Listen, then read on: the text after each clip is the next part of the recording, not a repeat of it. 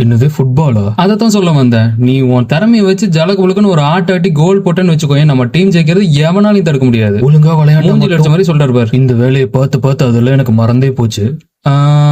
அதுக்கு நீ கொஞ்சம் பிராக்டிஸ் பண்ணி ஆகணும். சொல்லி தரதான் நான் இருக்கேன்ல, நீ வந்தா மட்டும் போதும். நம்ம பசங்களும் நிச்சயமா ஒண்ணு சேர்த்தரலாம் பாரு. ஆமா, நீ இப்ப எதுக்கு ரோட்ல பிச்சைக்கார மாதிரி உட்காந்துட்டு இருக்க? சொந்தமா ஹோட்டல் இருக்குன்னு தானே எங்க கிட்ட எல்லாம் சொன்னேன். சொன்னா மட்டும் வாழ்க்கையா கொடுக்க போற? என் வயிறு தாண்டா எரியுது.